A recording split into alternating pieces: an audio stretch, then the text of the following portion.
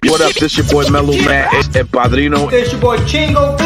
My name is Questlove. What's up? This is Method Man. I'm 50 Cent. Yo, what's up? This is Ice Cube. And you're checking out the Chino brothers right here. Keep it locked. Peace.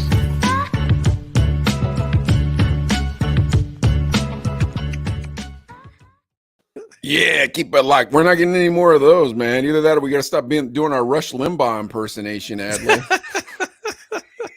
Hey, man, it still could happen. Well, Maybe. I don't know. Here's the thing. So, folks, unfortunately, once again, we had a cancellation on our guest list, but my favorite guest showed up, so I don't care. I'm not trying to be mean. I'll be honest with you. I've been waiting to see Redeemed since the last time I saw Redeemed. Yeah. So, and for real, I mean, we've been working on that. We've been working on this DJ. I won't even say his name. I don't want to offend, but we've been working on it. Everything was cool. We're going back and forth. He's like, I got you. There's a link. Let's do it. And then kind of this week, it kind of like crickets. So I'm like, we getting ghosted. Well, my 11-year-old son said, Dad, you're getting ghosted. Is that what he said? Me, bro. Yeah. He said ghost. Say that to you? That's so mean. I was like, man, Kate, do you think this is he going to show up or not show up? He's like, Dad, you got ghosted, bro. He said that to you? That is so mean. And I told him, like, so I could yell at him. Don't be talking that way to my friend. He just looked at me serious. He's like, Dad, you're getting ghosted. Like, not in a mean way, just kind of letting me know.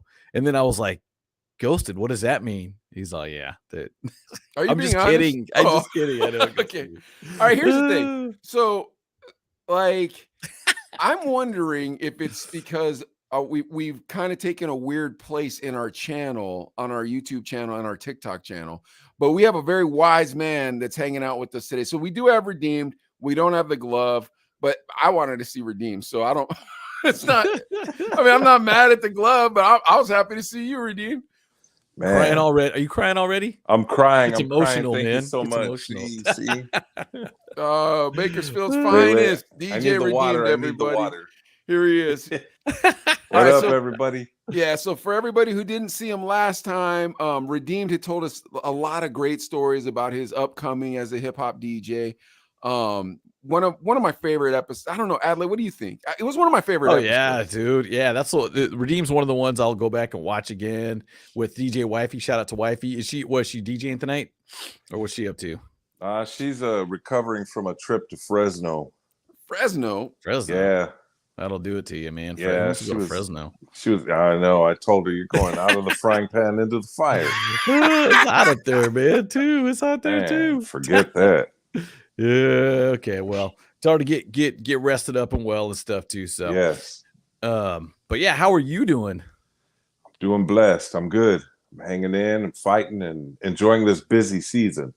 Right on, man. Yeah, you guys are doing something all the time, huh? Booked nonstop, huh? Nonstop. We've been doing Friday, Saturday, Sundays. This week we have Friday, Saturday, Sunday, and Monday. Where are you going to be? Plug your spots here, Redeemed. Where are you going to be at? Tomorrow night is Noriega's on Stockdale Highway. What's up, Gavin? Hey, say what's up to Co. That's my Thai homie. Nice. Yeah, she owns a place, dude. Thai lady. Word. All right, then that's Friday night, you said? Friday night, yes. Okay. We're there every Friday night from 8 o'clock to 1 in the morning. Okay. We turned basically it's a Basque restaurant. We turned it into a nightclub. Wow. And it's really cool. We got Tim the bartender there with us. Nice. I know you guys have heard of him. And Ornelas? yes. Yeah, homie. Yeah, that's my guy. We've been working together for a while. When I used to drink, he had me crawl out the bar a couple times. How long you guys had that gig, Redeemed? We've been here about a month. Okay, cool. So this is one of the new ones. I got you. Yeah. Okay, and then where are we at Saturday? Saturday's a private gig. We're actually doing a party for a 16-year-old. And Sunday, 4th of July party, and then Monday another 4th of July party at a pastor friend's house with a nice pool and the whole bit, you know. Nice. Where's the Sunday 4th of July party at? It's at our cousin's house. Our nice. cousin Carlos. Adelaide, I know you've seen him. Carlitos. Yeah. Okay. Yeah. That's your cousin? Yes. Oh, okay. I didn't know that. How many DJs are going to be there, Redeemed? Man, it could end up being 50 of us because it's gonna be a water balloon fight too. So let me hear the shout outs. Who's gonna be there? man, I gotta shout everybody out because we all hang out around Carlitos. I gotta say my other cousin, Wild One. Yeah. I'm trying to get Dos Muchos and Il Flow to go. Hopefully we can Dos get them over there. Dos is a good time, bro. If Good he dude, shows up, man. it's a party, dude. Man, you know, every time he pops in on me, he just creeps up out of nowhere. And he'll hit my blind side and just come in, and I'm like, "Oh shoot, what up, brother? How you doing, man?" Shout out to Dos Muchos. Yeah, man. Dos Muchos. We call him Tres Leches. Because he's making that cake, bro. That's exactly how it goes. Nice. Yeah, you like that? That's next level, man. From Dos to like Trace. Shoot. Okay. Man, Hey, Redeem. So when you do the 16-year-old party, is it a lot of old school? Well, we downloaded a bunch of this new stuff, and it made my hair stand up on my neck, and you know, but you know, as a businessman, you got to do what you're paid to do. Bro, there's got to be paper involved in this one. I didn't want to say anything, but come on, man. a 16-year-old, they're hiring a name brand DJ. Paper. What ethnicity is the 16-year-old? Yeah, he wanted some off the wall stuff, but luckily I found his music on the record pool. But Adley's asking if he's Jewish. His name's not Stingstein. Okay. Hey, they like the hip hop though, man. That they make like you feel better, Adley. Yeah, no, they're good people though. We went and did our usual. We always meet with our clients a week or two before the event. Just go over the venue, go over the music, any special songs, any pauses in the event. You know, if they want to do a special shout out or whatever. Apparently, the Sun is a local rapper coming up, so I'm gonna do a little hip hop sesh with them and just play some instrumentals. Yeah. Oh, that's a smart move. Yeah. Very cool. Okay. Any don't play these songs? Well, of course, since it's kids, don't play the full versions. Everything is radio edit. So. Oh, right. Every time Redeemed, and I feel like Adley feels the same way I'm about to say.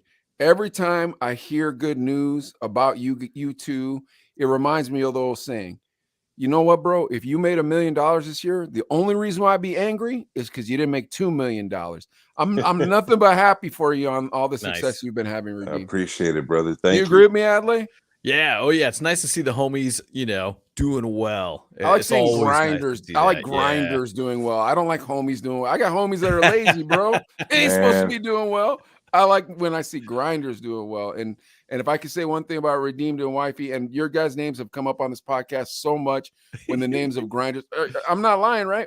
When we talk about grinders, we bring you two up, and then we always throw in the chicken deal. We always tell them about the chicken deal. We're like, dude, they are personal DJs for what was the chicken place? Raising Cane's. Raising Cane's chicken. That's right. Yeah. Yes. So I always bring that up when I talk about you two. I am so proud of you guys, man. Like I love hearing good stories about you. It's like that proverb that says hearing good news from afar is like having water in the desert. Like it's just I love hearing good things about you guys. And I know I'm shining you, bro. I don't mean to, but I think you deserve your flowers. So boom. Oh shucks. Yeah, like the kids say, right? But anyways, yeah. All right, so let's get to a topic that Adley and I were kicking around before we started the show. And you're a wise gentleman, so we're gonna put this to you and see what you say. So recently, Adley and I have just kind of been saying whatever we want to say on what we call the midday getaway. So a midday getaway, poor Brandon. What's up, Brandon? The glove, he came on because he wants to see the glove. I'm sorry, Brandon. The glove ghosted us, man, but Redeemed is here. So it is what it is. Yeah. But anyways, so recently on our what we call midday getaways, which is our little we do a short podcast for every single day of the week, then we do one live podcast, and then we'll cut up the live podcast into shorts. I put you and Wifey in one. It was really funny. But neither here nor there. Back to what I'm saying. We've been getting a little more rowdy. So what I mean by that is if the government isn't doing well, we kind of talk about it a little bit. Now, not in the manner of being like, hey, man, we believe in this philosophy or that philosophy, but in the manner of, yeah, bro, you kind of can't keep defending these people. This is awful. This is really bad, man. Like, and on top of it, you want us to believe in this, and this, and like we'll just start being honest about it. Okay. Now, unfortunately, I personally believe that's probably chased the past 2 guests away. That's what I'm thinking. Is they looked at our channel and were like, "Ooh, I don't know if I want to be around these guys." Bad look for me. I don't know. Okay. Yeah. So we figured this out, Redeemed. We have 2 options at this point. Option 1, we become, Mikey and Big Bob, Henry and JoJo, just a morning show type of guys, just, hey, waka waka, and silly things like that, right? Okay. And then we have these F-list celebrities come on and we have to kiss up to them and then little by little work our way up to Dwayne The Rock Johnson. Okay. That's option 1. But we got to get rid of we get to say whatever we feel like saying because it ain't going to happen. Hold on. There's a shout out to you, Rudy. Oh, that's Angel. That's my brother. What up, Angel? What's up, man? God bless you, sir. All right. Now that's option 1. Okay. Option 2.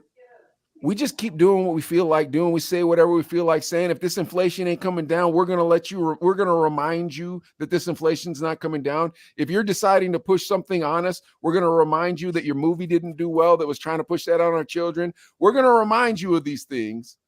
And instead of getting celebrities and trying to work our way up, it's all DJs all the time. And we just work our way around the country, just mixed DJ after radio DJ, after party DJ, after Bobby McGee's DJ, after what other kind of DJs we had in this joint? We do Def Jam, Comedy Jam DJ. DJ Ace is a Def Jam, Comedy Jam DJ. Bro, we have heard the best DJ stories. Bro, every DJ story we have heard on the show, Mike and Delay, word up. God bless everyone as well. Thank you. Thank you, Angel. That was very nice. Thank you. Getting back to what I'm saying. Every one of these stories is magic, bro. Every one of these stories it's like you're watching National Geographic of DJs. It's phenomenal.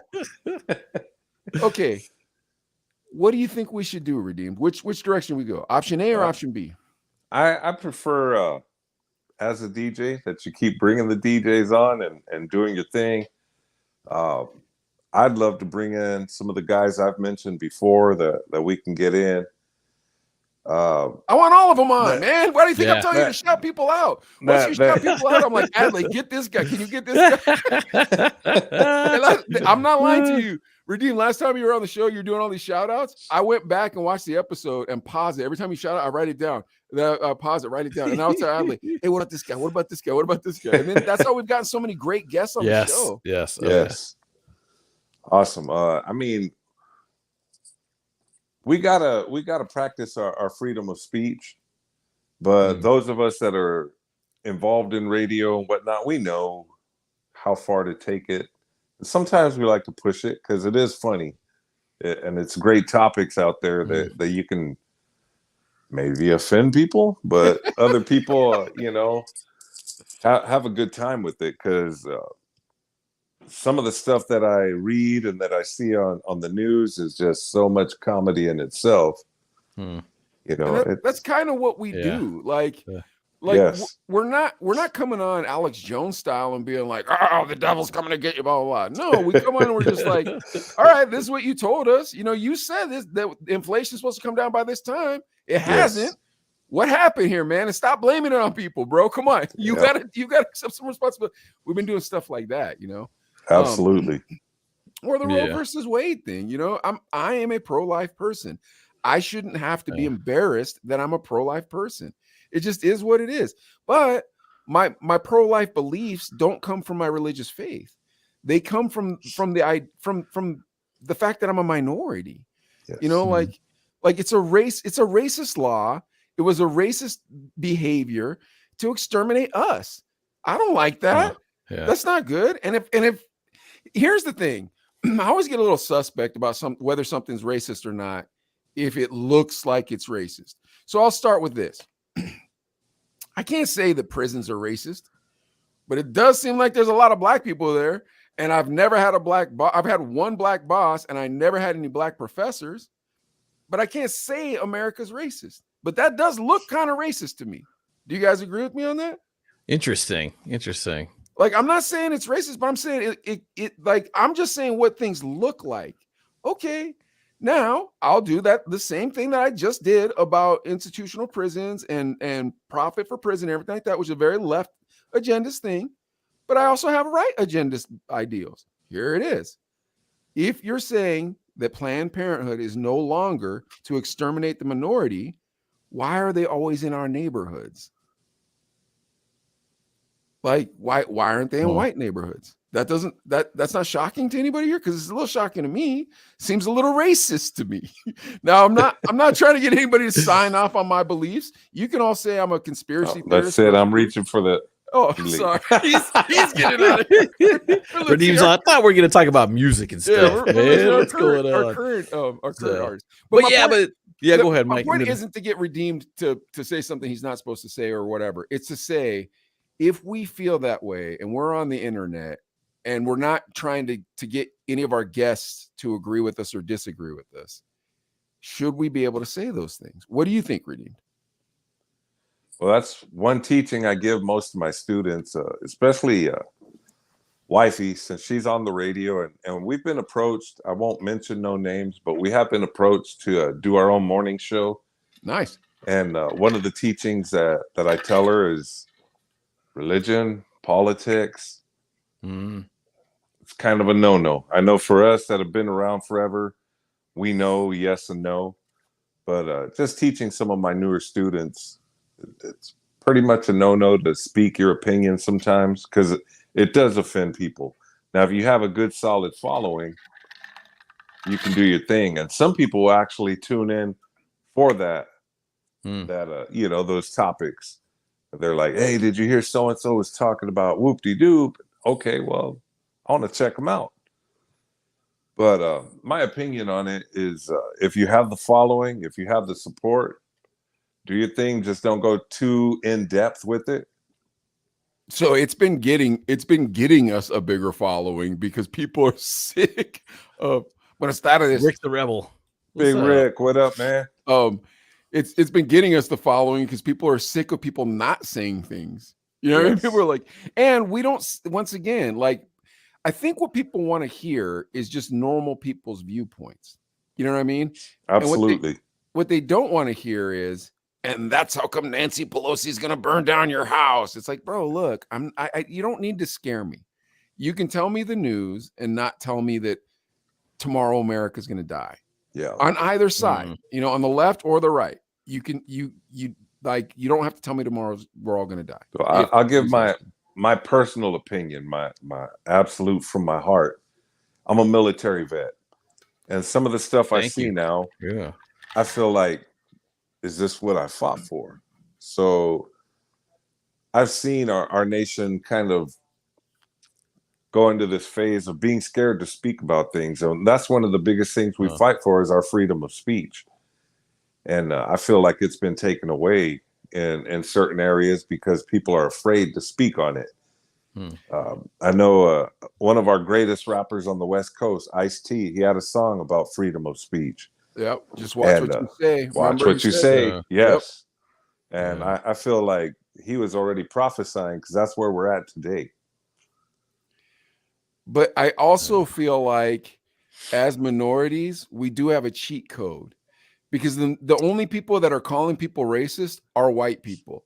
So if a white person has the nerve to call me a racist or whatever they want to call me, or Trump supporter, or whatever they want to call me, I'm like, all right, man, cool.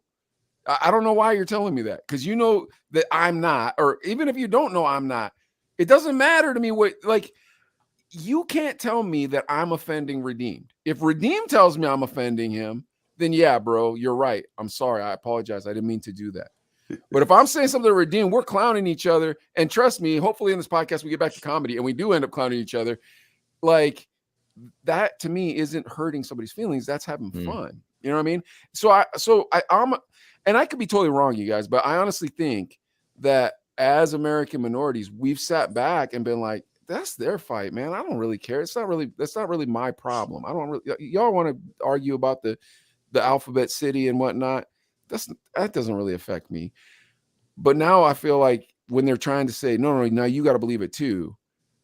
that's how come I'm kind of at a place now where I'm like, look, bro, I'm just gonna kind of tell you guys how I feel. You know, like I don't know, Adlai, what do you think? Because I've been doing a lot of talking here. I don't know. There's so many different things to think about, but I think Redeem talking about, you know, be careful, like be careful what you say, or what Ice-T was saying, because I feel like there's a lot of people that think a certain way but don't want to say anything for fear of getting canceled, or for fear of being cut off, or for fear of being called a racist. I mean, Mike, you've got a stronger like skin, a thicker skin. I think if someone calls you racist, you're like, whatever. I worry about that, and I probably would go into that. It depends on who calls me a racist. Yeah, true. Good point. If a white liberal calls me a racist, I don't care. I'm being 100 with you. Like, I don't care. Like, bro, I guarantee you don't send your kid to school with minorities. I guarantee that you probably don't have 10 brown friends. I guarantee, because if you came in the neighborhoods that we come from, these are not the conversations we're having. By the way, Redeemed, since me and Adlai have decided this out of solidarity, since from here on out, they're trying to push that instead of Latino, the Latin X. We from here on out are going to go by the Chinex, but you have to say it for short. You have to call it the Chinks. Now, don't forget, if you don't call us the Chinks, you're not calling us our proper name. You can't call us Chino anymore. You have to call us the Chinks. And also, don't forget, if you say it, you're definitely going to be looked at like whatever. Whatever. Yeah, if you're like, I love the Chinks brothers. Yeah. Everybody watching, it's a setup. Yeah, it's a setup. No, but you get how it goes. Though you see how it goes. It's like we're playing with language. We're playing with all this weird stuff. And I honestly don't care if the guy's a Republican or a Democrat who's the president. I really don't. I care if they do a good job. That's what I care. You know Absolutely. what I mean? Dude, it reminds me of time. This is probably high school or right after high school. And I was dating a very white girl, blue eyes, all blonde hair, whatever. And we're like Magic Mountain, and we're chilling. A couple of my DJ buddies were hanging out, and then a group of like minority black kids came through, and we're like, man, she got jungle fever. And I was like, they said that to you? They said that to me, like talking about me, and I was like, or wait, no, she had it, right? Yeah. Okay, yeah. So they said it to her because we're walking, you know, and I just thought it was kind of funny. I was like, wait, she's talking about they call that Shanghai fever where I grew up. Yellow fever. They got Shanghai fever. I was like, all the ladies do when Mike walks in the room. I thought for us East Siders it was taco fever. That's right. Taco fever. G Boogie, what up, man? What up, G? G Boogie, thank you so much for checking into this weird podcast. But see, the crazy part is we laugh about all of it now, and we can laugh about it. But there's people that will get literal, like really upset, like, oh, how dare you guys? You know what I'm saying? And I'm like, at the time, I was like, kind of laughed it off. I was like, oh, that's kind of funny. Okay, but here's the rub. Okay, I think all of us are old enough and intelligent enough to know that America is better off, is less racist today, and I mean, like, legitimately racist today than it was in 1982. Would you guys agree with me on that or no? I do. See, I think it is. I think because here's why. My kids, your kids, everybody's kids have a legitimate shot at whatever it is in this America. You dig where I'm going? Like they won't be looked at as, oh, you're Asian, you're Mexican, you're black, whatever. I mean, they will have an ethnicity, and you should be proud of your ethnicity, but they will be given the opportunities that we weren't given at childhood. You know what I mean? So in that way, I do love America. But this idea of, hey, man, 70% of your population says that they are part of either this religion or that religion that doesn't agree with what you're saying. You can't tell us to stop believing in our religions. You know what I mean? Like, that's the part of America that I'm not excited about. But I feel like if we just go, okay, cool, man, you guys cannot believe what we believe. That's fair. But we got to believe what we believe, and we got to be able to openly discuss it. You know what I mean? So, yeah. And that, speaking of that, being able to discuss it, that's kind of what my point was previous, is like, people will shut down because they're like, I won't be able to discuss this in a way where we both, okay, I'll listen to your view, you listen to mine, and then we'll still walk away, whether our views are changed or not, but in a way that nobody's screaming at each other. But I think a lot of people think that it's near impossible to have a normal discussion whether it's about race or religion or whatever, because and a lot of it is people are just so set in their ways. They're like, this is what I believe, and that's that, and you'll never change my mind. And I know people like that. You know, I don't even think it's about race and religion as much anymore as it is about social politics, if you will. You know what I mean? The kind of taboo topics: abortion, homosexuality, transgenderism. Those three. Trask, what up, man? DJ Trask. Put the Pledge of Allegiance back in school. I don't think that's a bad idea at all. My daughter and my son, when they got homeschooled, I told them, I said, hey, every morning I want you to stand up and say the Pledge of Allegiance, just like if you're at school. Yeah. My daughter didn't know it. Huh. She was in 3rd grade at that point. I'm like, how do you not know the Pledge of Allegiance? But I don't know. I mean, Redeem, we're not trying to ruin your career by having these conversations. I apologize. You see, my lips are sealed. Yeah. Yeah. I mean, dude, bro, we've had conversations. We had a conversation when Abby Lojas was on here, and she just dropped her new single, and she, you know, she's trying to push her new single, and obviously everybody's going to be left in that field, you know, and bro, she was like spitting knowledge, and I'm like, you might want to hold back on that. You might want to stop. You might want to stop saying those type of things, because you've got to kiss up to a lot worse people than we're going to have. Oh man. But anyways, back to what I'm saying. Like, I think personally, it's hard because we've gotten to a place where we're not allowed to just say, hey, bro, here's the thing, Redeem. You want to know? This is exactly the place we've gotten. You know, me and Adelaide pray before every show. Mm-hmm. Adelaide, how many DJs would you say are Christians that have come on the show? 99%. Yeah, I'd say probably about 90%. No, 100. Because there were a couple that questionable. No, they talked through our prayers, and it made me very angry and almost made me say mean things, but I didn't. Oh. It makes me more mad than when you're praying and someone interrupts you. It's like, bro, I'm talking to God. I need 30 seconds. Yeah. I need 30 seconds. But anyways, yeah. So, but my point in saying that is to say about 90%, I'd say, were Christian that came on here. And that 90% are probably it's probably difficult for them to be able to share their faith with people because they're afraid that they're going to be judged in some sort of manner because of their faith. That is not the way this place is supposed to go. That is not the way this country's supposed to go. Like, and I get it. I own my own business, so I can say whatever I want, and I'm not going to, even if I offend my customers, trust me, I'll get more customers. I sell great products at a great price with amazing customer service. Tiny Box Vape Shop, 442 Perry Highway. Y'all got to check it out, or go out to my spot on Pine Hollow in Kennedy. It's the second shop. Great customer service there, guys. Great vapes. Go see Brandon. Tell him I said hi. Anyways, neither here nor there. Back to what I'm saying. I can say whatever I want. You guys are, I don't want to say beholden, but sort of beholden to, you know, professional life. You know what I mean? And I think a lot of people are beholden to professional life, and it scares them to be able to talk about even their faith, dude. You hear stories. Obviously, you hear stories about people, whatever, losing their job or saying the wrong thing. But you don't know if you don't know what's wrong, you don't know what's wrong. You don't know where the line is. And I know for me, if I say something wrong, it's like, well, there goes my livelihood. That's a little scary. I mean, to be honest, but at the same time, you're like, I don't want more than this. Sometimes I want to work. I want to pay my bills. I want to raise my kid, and that's it. But you don't want to risk losing what you got. But I also want to pray for people who are hurting.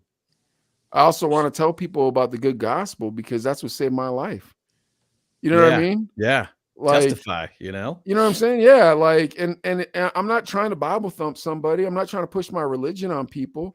I just don't not want to talk about God. I like talking about God. You know what I mean? Like, yeah, you know, and so like, it kind of puts us in that place, right? Where it's like, what are we doing here? You know, like, so I don't know, one way or another, Redeem. So you're saying try to tread the line and not rock the boat too much. What are you saying? Well, you know, here's a fact a lot of people that know me do know is I'm an ordained minister. We knew that. So, right. Yeah. Right. So, you know, and from the gate, instead of going back to my old name when I was DJing, I said, I'm going to keep Redeemed, because that in there is a testimony. Yeah.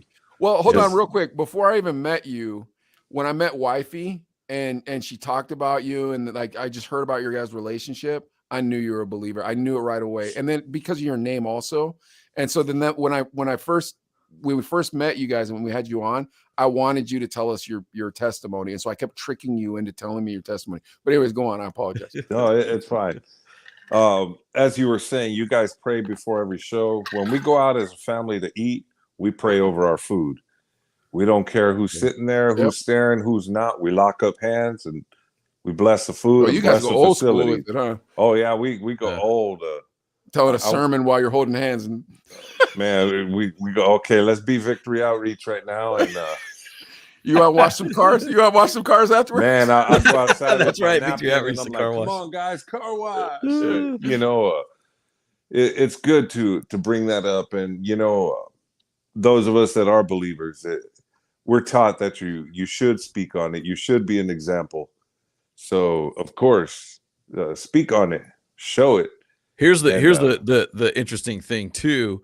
Think about going to the club, DJing, and Mike, remember going to the club in the 90s and stuff, and there's a lot of stuff going on around you, and you're having fun, and I feel like there was a turning point somewhere where it's just kind of like, okay, I got to get focused. Okay, I need something more than what I can do to keep me on the straight and narrow. You know what I'm saying? And you look to religion and stuff too, because man, you get a lot of trouble, man, back in the day, and we see it now with the younger cats coming up too. You can get into some trouble DJing and doing the club stuff and the music scene or whatever. So who knows without religion where I would be, you know what I'm saying? So I don't know. I only use the term religion when I'm speaking to non-believers. Like to me, it's about Christ, dude. Like that's the beginning and the end of it. He found me when I got fired from Hot 98.3. I knew I wasn't supposed to be a radio DJ. Mm-hmm. Yeah. Baby George. George. Right now. Right on, man. Living testimony. Nice. But yeah, man. I knew I just couldn't go back. I knew it. If I wanted to keep what I had found, I couldn't go back. And then there were all these parables about, selling your land for the jewel and all these things. And I was just like, I guess I'm going to act crazy now. And that was it, man. I left everything in Tucson, moved to Pittsburgh to preach the gospel. Like, you know what I mean? Like I was just a crazy person. I don't want to say crazy, but like I was, man. Like, and people would be like, what are you, a Jesus freak? I'm like, I don't even know if that word's probably too good to describe me. Like, that's how I felt because I was so like done from this world, man. It hurt me so bad, and God, it blessed me so well.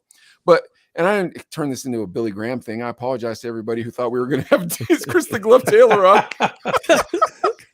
But here's the thing. Like, even today, right? There's this kid comes to my shop and his girlfriend's Ukrainian.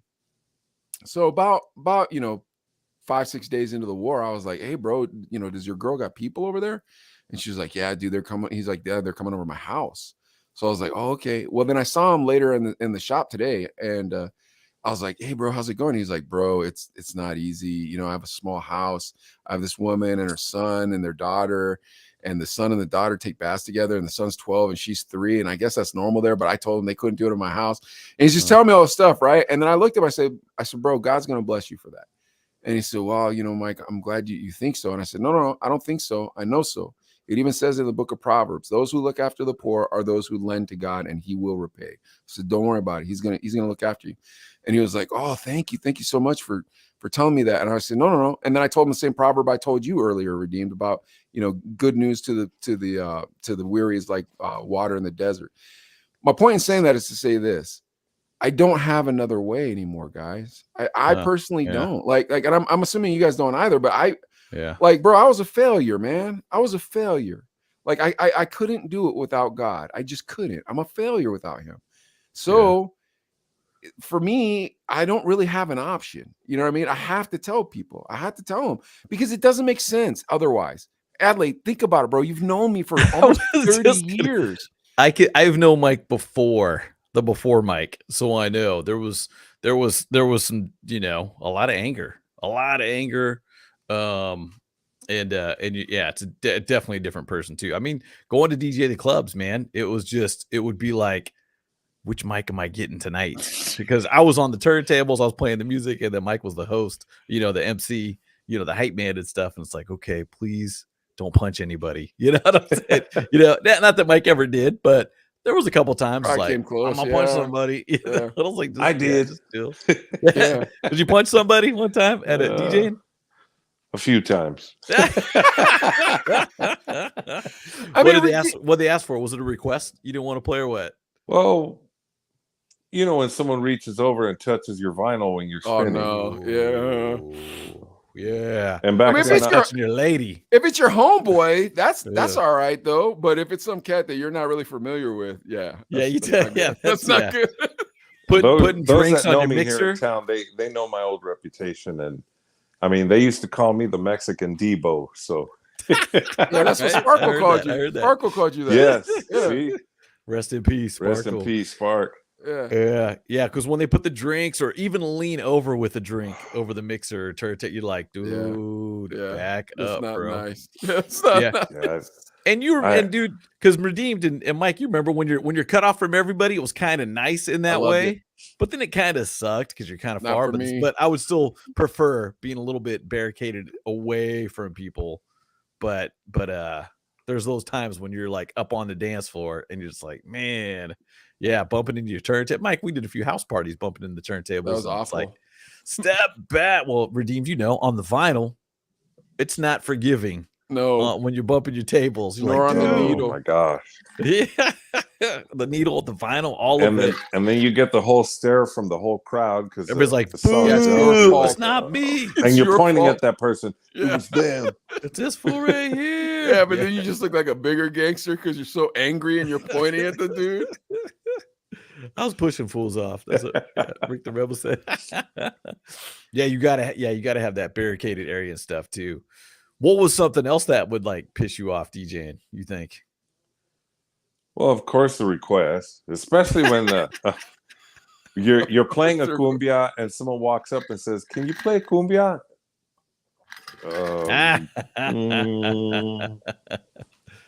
Yeah, that's another one too. Yeah, definitely. All right, hold on, because I still want to wrap up this whole like weirdness of how we started. Then we can have a little more fun. I apologize.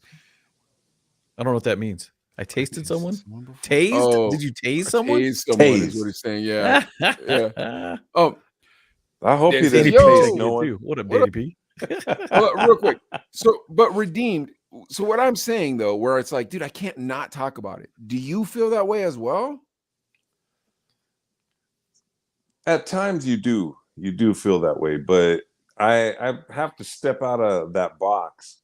You know, the word tells us to walk by faith. So when God says speak, you speak. I think he tells me too many times to speak, though. That's the rub. Yeah, Marcy, wifey, she tells me, you talk too much. You're chatty Cathy. And I'm like, when it's time to speak, it's time to speak. I sat with that guy back at the Menudo Fest. We sat there and just chopped it up, and he was mind blown. Yes, with Frank. He was mind blown. One of my promo guys. Yeah, he's like, man, he goes, I'm going to tell you something. You are meant to come into my life right now because I need this. And he practically started crying. And Frank, and here's for Frank. I mean, a testament to him. He grew up as a foster kid in the system, and now he's got 7 kids. Whoa. Nice. And he's sticking around. So shout out to you, Frank. I know he watches the Chino Brothers. Big ups. Cool dude. Very cool dude. Yeah. And, seeing the spirit work through you and touch somebody like that, man, that's what it's all about. It's not a me thing. It's a he thing. Yeah, and then you drive home feeling like you're flying the whole way. Oh, you feel as absolutely. light as possible. It's the best feeling in the world. You go home and you feel like, dude, I can you almost feel like Moses coming down from the mountain shining. You know what I mean? Like, so that's the thing is like, I don't like sacrificing that. I don't like, I'm only going to live once. This isn't going to be a very long life. And those things are what makes this life happy to me. Yes. So I have a hard time shutting my mouth. I don't know. But here's the rub. I don't think we should talk about it on here, though, Ed. I mean, for the only reason why I redeem, unfortunately, you were the one that got it dumped on you, is that one, you're wise, so God bless you. But two, it's because we got ghosted twice, and so I'm talking. So me and Ad came up with it like as we're right about to start the show, and so I'm like, dude, we got to come up with a plan here. you know, and I feel like the two of us are like, let's just say what we feel like saying, be honest, and have Bakersfield DJs on. And then Bakersfield DJs know Fresno DJs. And then Fresno DJs know Sacramento DJs. Noe, what up, man? What up, Noe G? Love Noe. Love Noe. But you know what I mean? Like, so that's it. So now let's have fun. I apologize, guys, for taking all the air out of the room. That's it. I'm done. Shoot us a DM if you want to get into it about that. Yeah, if you want to. I'm gonna start reaching out to some people for you guys, because believe it or not, I was gonna hit the glove before you told me about it. Oh, and I was like, man, Chris would be dope to have on the show. Mickey Rock, dude, I love Mick Rock. As long as you Mickey's, bring some wings, we're cool. I love having Mickey. Mickey's one of the funniest people on the face of the planet. Yeah, but you got to get him and Oscar in the same room. That's the trick. You get Mickey and Oscar in the same room, and it's just comedy. It'd be dope if we could do a podcast like in a circle of us. Have about 5-10 of us all together, just kicking some kibbles around. It gets tough the bigger it gets, but we could set up something like that. That'd be fun. Yeah, my DJ crew were like that, because there's 32 of us right now nationwide, and we do group chats. Oh, it gets out of hand sometimes. We got to mute everybody out. Be like, look, I'm talking. Listen. Okay, after I speak, unmute everybody. What's your opinion? So I understand what you're saying, Mike. Well, this is Dos Muchos Undercover. So look at that. Yeah. That's on blast, Dos. He's in jail, I think. He's Facebook jail. Hold on a sec. Redeemed was in Facebook jail last time we were on the Chino brothers. I am right now too. Yeah, so I don't even know if you're the guy we're supposed to be asking this question to, because whatever you said to Facebook to piss them off is way worse than whatever me and Adelaide been saying. Oh man, I won't go into detail, but this last time was pretty funny. It was comedy. Emilio, what's up, homie? Emilio, what's up, man? I'm on the cover for nothing. I think I'm not undercover. Got you. Okay. We know who you are. But yeah, that's right, because Redeem popped on. I think you texted me like, hey, bro, that's me.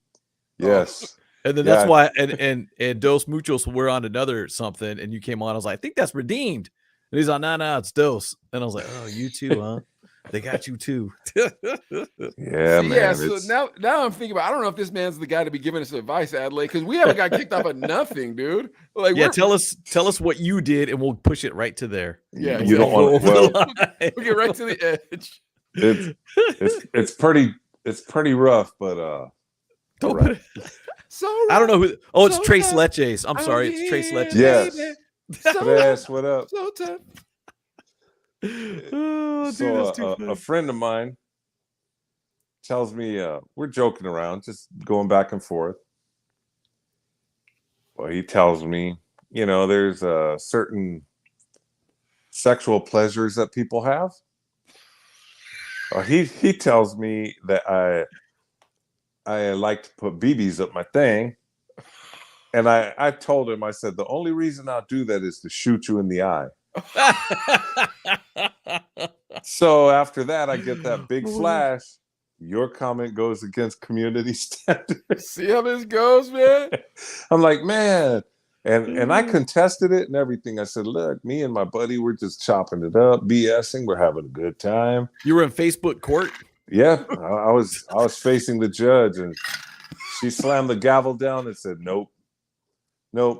So was it a violence thing or a sexual thing? I don't know if I think they took it as violence, because I said I'll shoot you in the eye. Now, what's their policy on Dutch ovens? Can I talk about that? Man, I don't think you can. I don't think you can. Okay. Not if you enjoy them. Or maybe not if you don't enjoy them. What do you think of that? Okay. If you enjoy them, you can talk about them. But if you say that they're weird, no. Now you're some sort of a phobic of something or other. You're a Dutch oven phobe, I guess. If you say they're not good. Okay, yeah, we got to change the name. Maybe using the word Dutch is bad. I don't know. That might be it too. Huh? Maybe that's what it is. Wrong to the Dutch. I don't know, dude. I God bless America. I do say this. I honestly didn't do anything, you guys. I don't know why it's like that. Oh, we know why it's like that. I mean, Dos Muchos, like, up. bro, you're pretty wild, man. I love you, bro, but I know you're wild, and nobody's gonna argue with me on that. So I got. I'm gonna take it back to Mike saying, and we're gonna go to that racist stuff, Dos. I said a Spanish bad word, one word, and got 29 days. Whoa, it was a Spanish bad word. Yeah, I hope you got a tattooed teardrop, Noe. Oh man, that is nuts. A Spanish bad word. What's up, fellas? EVP What up, checking in. What up? EVP, what up, man? Dude, that could be a whole hour topic too. Just why you got banned on Facebook, man. Oh, that'd Or be any dope. social That would be media a for super dope topic. But you know what I think would be a dope topic right now? Redeem, what's the weirdest gig you ever DJ'd? Oh my God. Speaking of BBs in the eye. Oh, I think I told you guys last time, but I DJ'd a Gothic wedding at the Bakersfield Museum. Tell us this. Oh my gosh. I have never seen a wedding cake with blood dripping down it and the bride with a knife in the groom's chest. Everybody dressed up in black and just super gothy. The whole night, it was that scream rock and all kinds of crazy music. Like nothing you could dance to. I couldn't dance to it. But What year was this? this was, say, about 2005. I was gonna say, is that Machine Gun Kelly? He's weird like that, isn't he? Man, that was probably one of the weirdest ones. And then, of course, when you're a DJ and sometimes times are slow, you'll DJ certain clubs that Dude. open up. Don't demean yourself that way. Don't demean yourself that way. That's the lowest form of DJ. Look, I was in a tough time in life. Oh man, I mean, you're one step away from that being a different story when you're that kind of DJ. Strip club DJ is the worst DJ. I say this. Strip club. You're talking strip club? No, Yeah. I was talking a different kind. Casablanca. Yes. Oh, I got you. Yes. The Martys. Yeah, they reached out to me Cohen. one time too, and I was like, yeah, but then I was like, I don't know, I don't know, dude. What's nothing lower? against it, you know. Strip club DJ or gay club DJ? What's a low? What's? I think strip club DJ is just that, dude. That's it. Really depends if you're gay or straight. for the gay club DJ. Yeah, I guess you're right, huh? I just think strip club DJ is the worst, dude. Strip club DJ is the worst. You got to see the most depressing things every day. Me and Adlai had a gig at a strip club. Redeem. Did you ever have one? In Oklahoma. Dude, it's so depressing. Oklahoma.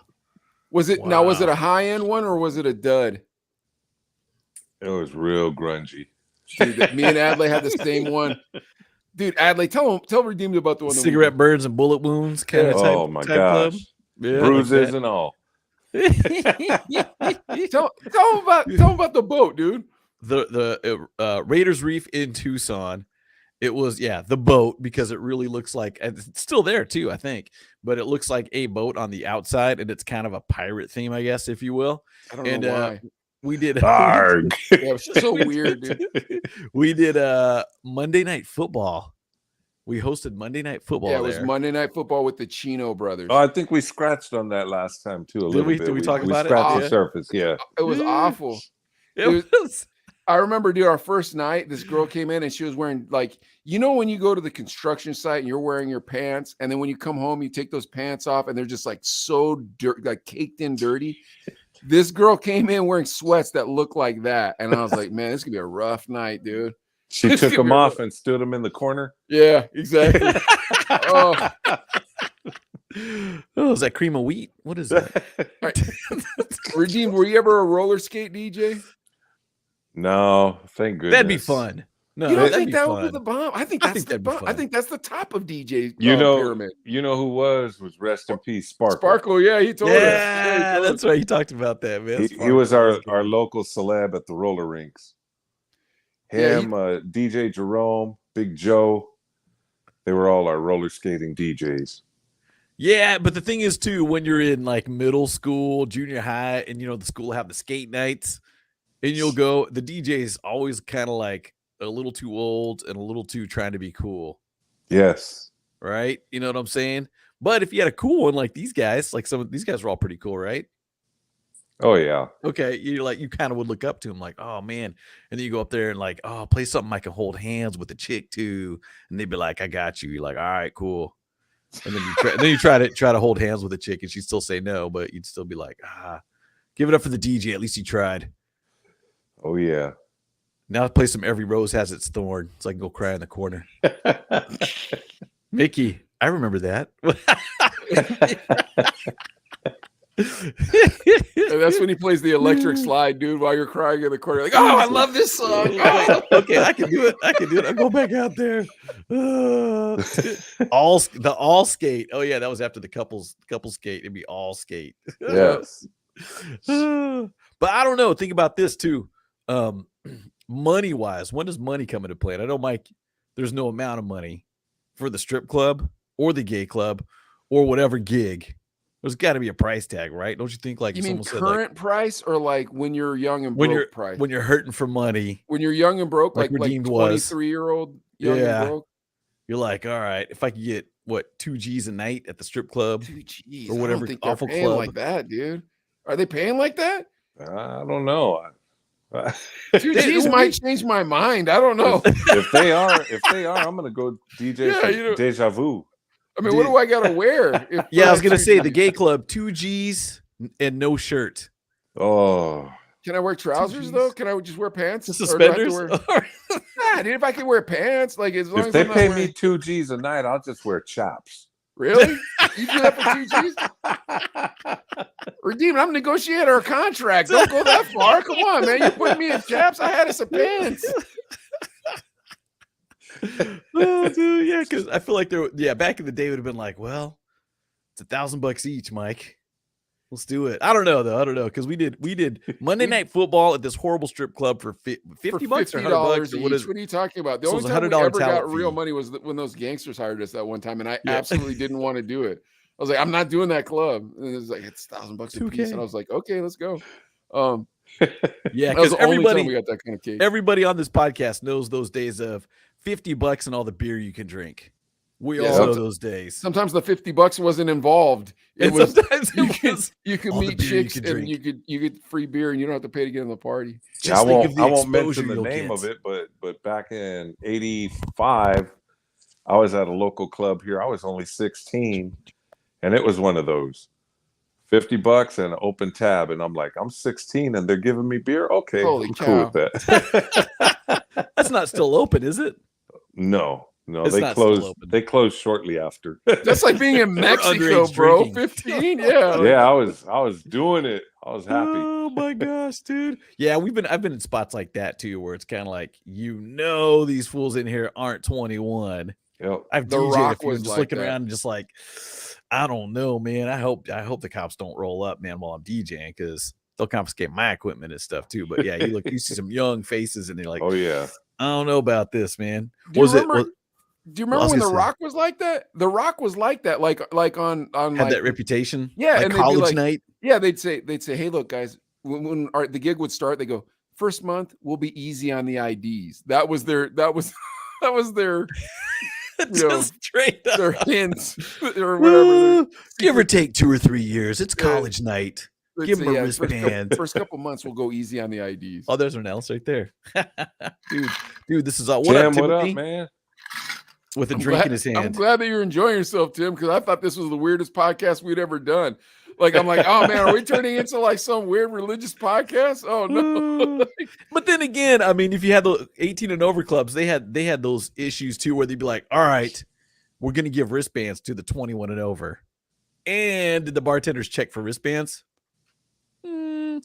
Maybe half the time, maybe, yeah, but then they'd also do it where it'd be like, this room is for the 18 to 20, and then over here is the 21 and over. You know what I mean? Like, yeah, we seen those too. I hated those when I was under 21 though. I'd be like, I want to be in that room over there with the cool people. You just dancing. You're like, man, we should go in the car and drink a 40 and then come back in. I mean, you did that anyways, right? Right.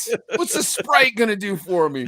Yeah, $3.50 for a Roy Rogers. Man, I want to be in the Roy Rogers. A virgin margarita. But dudes would do that though. You remember Sure that? did. Like when you'd be at the 18 and over place, you see the kids with the virgin drinks, and you're like, Oh, well, yeah, why are you doing that? I got a strawberry slush. Yeah. Let me get a sip, bro. Yeah. Man, We that should was try to go talk to these strong. chicks, man. If I had a beer, dude, oh, my game is Right, you lit, bro. I can't be doing I this. should pour a little tequila in that slush, young man. Yeah. Unfortunately, you're not old enough, and I'm DJing this gig. All I want to do is get paid and go home, and you'll be back in high school tomorrow. That's what I always thought. Ooh, Mad Dog 2020. Yes, I remember that too. I got a bottle in the kitchen right now. Wait, hold on. Now, so that's who I am as the DJ at an underage event. I am not the cool DJ. I'm the, nah, bro, you guys are kids. I'm not bringing beer. I'm not going to give you any liquor. I don't know you people. You are just young people who enjoy music. I will now play that music, but we don't need to talk. You can ask me to play a song, but other than that, I don't want to have a conversation with you. That's the DJ I am when there's teenagers involved. What do you guys say?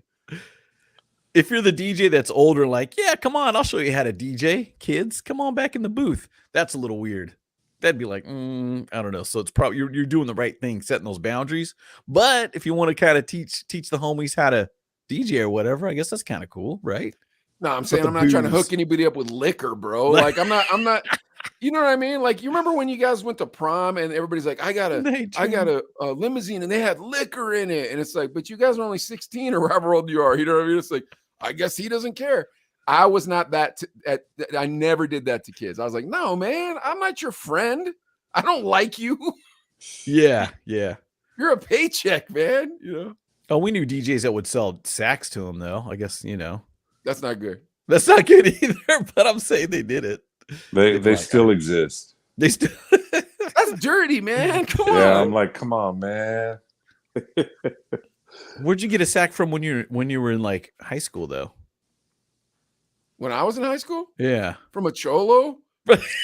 From Where DJ Redeemed? Yeah, Behind 7-Eleven? Same way Redeemed got it? From a cholo? Back in the day. Oh my gosh, it's crazy. At Club Aldo's. Did Aldo's do the 18 and over or the under 21? There were times they would. Yeah. They'd do it now and then. A couple of the different spots here in town did it, but it was always rough. La Movida was 18 and over when I first moved here in 05, and woo, that was a rowdy crowd. Wait, when you guys say it was rough, what does that mean? What do you guys mean by that? Well, drama. Since Adelaide brought them up, they still kind of have a curse on them. They're very well known for things. Yeah, we DJ'd a hip hop show there and ends up in a shooting. I hate that. Yeah, bottles flying everywhere, girls beating the crap out of each other. I'm like, wow, it's time to go. Let's roll. Yeah. Ghost riding the whip like out front. Oh yeah, like for real. And you're just like, oh boy. Yeah, that was crazy. So, and then dude, there was not. They just kind of killed the 18 and over for a long time. Because Mike, in Tucson, we'd have 18 and over clubs. I don't remember them being as that dramafied though. I never went to them. We did, but like, why would I go to an 18 Gotham and over club? Well, even Rodney O. There was a Rodney O. show at Gotham. Maybe it was. I don't know if I was at Clear Channel at the time, but we went there and it was the 18 over spot. Remember the spot? It looked all futuristic and it had different levels and metal. Yeah, but I don't remember it being 18 and over ever. But it doesn't matter. The thing is here's the thing.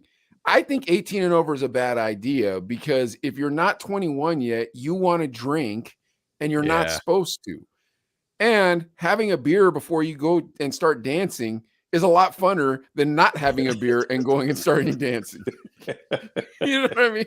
So I feel bad for them. It's like to just DJ for 21-year-olds. Sorry, guys. You all could DJ for yourselves at house parties. You know what I mean? Like, I guess I don't know what the solution is, but I don't think it's 18 and over clubs. G Boogie says, I got mine from the ice cream truck. Talking about where he got his weed?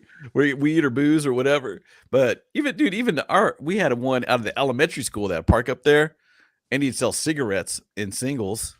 You never smoked pot though when you were a kid, huh, Adley? I wasn't a big pot guy. Because I was going to ask where you got it from. Because I was like, you didn't buy it from a cholo, but you're from Orange County. So I was like, well, maybe it was different there. Yeah, I'm trying to think who I would have. I don't know. I don't know if I would have bought. It wasn't really till college I started messing with it, but it was the guy in my geometry class at that point. It was everybody. It was all around everywhere. It is at U of A. Dude, it was my Orange County is either a cholo or a dude. Like yeah, like a surfer dude or a cholo. Those were our two options. Oh, really? Yeah. Okay, Yeah. I got you. It was always cholos in West Covina, and then when I moved to Arizona, it was white people. I'm like, I didn't know. It was you like guys frat did guys. this. Yeah. I was like, I didn't know this. You guys did this. I thought that this was a primarily Latino endeavor. How's this going? You know, it was super weird the first time you buy weed from a white dude. Was it worm? Big worm? Was it big worm?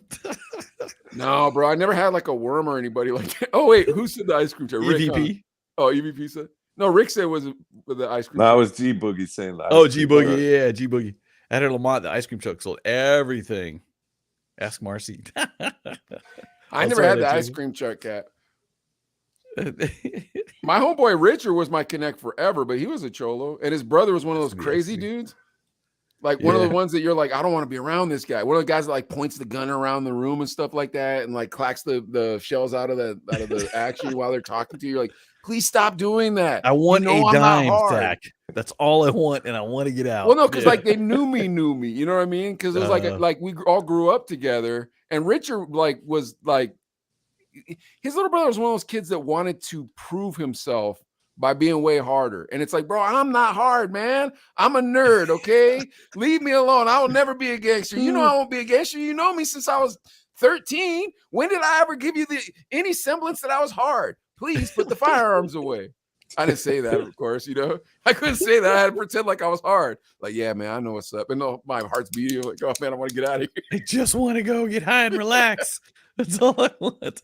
Yeah, they'd put you through some ish to get a sack sometimes, huh? G Boogie said it was a bodega truck. Oh, wow. Yeah. No, you go through some ish when you don't know the people. Oh, yeah. And dude, we went through some ish in Arizona. Arizona was the worst place because in Arizona Redeemed, it was super illegal. So like, that's probably why I quit doing it for 20 years. It's not worth the hassle. Yeah, because I was like, nah, man, I'm not doing this. Like, we'd end up driving to Tempe, and then it'd be like, hold on a sec, man, my boy doesn't know you're coming. It's like, why didn't you tell him I was coming? Boom, boom, boom, boom, boom. Guy peeks his crack through the door like this. Get in the house. He brings your homeboy in. Now you're standing out in front of the house. You're hearing him behind the door. Why'd you bring that dude, man? I told you not to bring nobody, man. What's wrong with you, man? Blah, blah, blah, blah, blah. Then your homeboy opens the door. Nah, it's cool. Come on in. You're like, man, it doesn't seem like it's cool. Come on in. Just sit here. We got to go to the store real quick. We'll be right back. I don't want to sit there, dude. I want to go home. Now you're sitting on this couch. Here comes some dude with a Bowie knife. Hey, you ever seen a real Rambo knife? No, man, I don't want to see it right now. There's some heavy-set girl wearing like weird lingerie and a dog collar sits next to you, and you're like, please don't talk to me. They start playing Mario Brothers. You're like, how long have I been here, man? Then your homeboy shows up. You don't get home till 1:30 in the morning. You were like, I'm trying to be home by 10. It's like a 6-hour mission. A 6-hour mission. And I want to get my nickel bag. We went halfers on a sack. Some dude's got a lizard. Some guy walks out with an iguana. You're like, bro, I don't want to see an iguana. Leave me alone. You ever seen an iguana smoke? No, I don't want to today. Oh, geez. Here's the thing. All three of us are from different parts of that state, and now we're from different parts of the country. When I just told that story, none of it sounds fake to you guys. You're like, yep, I can totally see that happen 100%. Something very similar on a few occasions. Yes. Yeah, dude. That's why buying marijuana sucks. That's how come that's the only reason why it should be legal, because buying it sucks. Because it's just oh my gosh. DJ Prospect checking in. What up, Mike Adley? And what's good, OG Redeemed? Prospect. What up? Yeah, we're getting all the Redeemed when we brought you in, and we're getting all the big name DJs coming in to say hi. Unfortunately, I'm hoping they weren't hoping to say hi to Chris the Glove, but Redeemed is just as good. Don't worry about it. Maybe we'll try. I don't have the death row chain and all that, but yeah, you know. I mean, who cares? All right, what you got the starter shirt? What do we got? No. Scratching. Oh, nice. There you go. Dope. That is fresh. Shout out to Mixed Coast. That's where you get them? Yeah. All right. And I was thinking, Sorry, go ahead, Mike. I'm hitting them up tomorrow, but go ahead, Adley. I was gonna say we still got your lounge chairs too in my office. Yeah, we just talked about that. I told wifey, I said, hey, we got to get the chairs. Oh my God, I forgot about those. I go, yeah, I know you did. I'm afraid they're gonna disappear. Someone in the office is gonna start using them and stuff. I was like, Hey, man, those are nice ones too. The little They're fold-out nice. table. Got the shelves on the side. Oh snap, dude! You got your Where are burrito you on one camping? side, your 40 on the other. You're just chilling, dude. Yeah, those are nice chairs. So, anywhu, I'll have one of my promo kids maybe meet you. All right, what do we got? What do we got for news, dude? All right, so here's our options. Okay, we got inflation relief, we got Burger King employee, and we got R. Kelly sentencing. Holy cow, dude! None of those are, except for the Burger King. Everything else is fraught with controversy. as if we didn't have enough already. What do you say, Redeemed? You're the guest. Redeemed? Which one you I want to said go? the Burger King guy. It's a pretty dope story. Oh, okay. You've heard this one? Yes. All right. Well, check this out. GoFundMe. There's a GoFundMe for a famous Burger King, well, now famous Burger King employee, and it gets big money. So things are still looking up for Kevin Ford. This is the Burger King employee who went viral after a video of him receiving gifts from his manager to celebrate 27 years at his job surfaced on TikTok. It's worth mentioning that in those 27 years, the 50-year-old father of 4 never called out of work a single day. Now, while appearing on Today, the TV show, Ford was surprised by an appearance from his daughter and grandchildren who he hadn't seen in 4 years. I haven't seen you guys in so long. And he was crying, obviously, and he hugged his family. And now, school me on this, Redeemed. What did he actually get as like a going away present? Oh gosh, they said it was just some like The CNN gift basket was probably better. Oh, Mike, if you wow. remember that. It Wait, was how like long did he work for this Burger King? 27 years, never called out sick. yeah, Oh it was nothing like a bonus check, nothing like that. It was like some hand towels, some Burger King just hand towels or something, Off something the crazy. wall stuff. Just Yeah. So But the how cool did this- part, the cool part is now this video comes out. He's like, yeah, after 27 years is what I got. And it was really nothing. He starts a GoFundMe and it's hit over $250,000. Wow. 250 grand. And the thing that I think about, have you ever worked at a job where you felt underappreciated? Every single job I've ever had. Right? That's why I work There's for a lot myself. of jobs you're like, ugh. That's why I Yeah. work for myself. well, there was this one club. No, It was $2,000 a night, but I couldn't wear. I wore chaps. and they didn't appreciate the chaps. They said I should shave next time I wear the chaps. I don't know what you're talking about. I was fresh shaven right when I walked in the place. I've been doing extra squats, man. No, I oiled up, but man, come on. but here's the thing, too. I mean, Mike, you're a business owner now. Don't you feel like there's sometimes you're like with employees, you're like, you get a paycheck every week. What's up? Why should I give you something, anything extra? No, I don't feel that way. You got good employees, but I think a lot of always- employers feel like that. I think employers are being stingy. I believe in capitalism. I believe that you have the ability to set your wage. I believe in a good profit margin, but I believe that the most important asset that you have are your employees.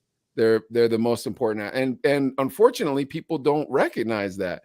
But here's the truth: you could take everything from my business. If you took everything from my business and burned the buildings down, but my employees stayed with me, we'd build it right back up and just be right back at it. Yeah. Now, if I'm having a crew like that I treat like, or that I feel that way about, you got to make sure their wives have nice purses, bro. You got to make sure that they can afford to Take go on care of the vacation. fam. You got to make sure they can go on vacation. You got to make sure their wife has a nice purse. You got to make sure that, they're getting the new video game system if that's what they like. You got to make sure all those things. It's almost like having an extra kids, or like you're a grandfather now or something. I don't know how to explain it, but then at the back end of that, when your guys are doing well and they're like, yeah, I'm about to buy a house, or yeah, I'm starting my kid's college fund, or like things like that, or I bought a new truck with cash, Mike, that makes you feel that's kind of your bonus. In my mind, at least, that's my bonus. I'm just like, oh, thank God you guys are going to be safe, Yeah. I feel like the reality is, though, if you've got a job and you're working at a job and you've got a boss and you don't you feel like you're underappreciated, most likely you're not going to have a job like Mike that appreciates you. They're going to be like, you know what? Yeah, you get a paycheck. So I feel like mentally you shouldn't expect anything, but you got to give it up for this guy. Not missing one day. I can't believe that that's all they gave him was something lame, like hand towels or something. Like, so was he like on TikTok and like, hey man, look, I was there 27 years and this sucks. This like is what I or, got, and this is what I got on my thanks. And he had a cup, like a special mug, a Burger King mug or something. Yeah, but you don't think they should have laced this guy up with something, Adley? Dude, free Whoppers for the rest of your life. Something.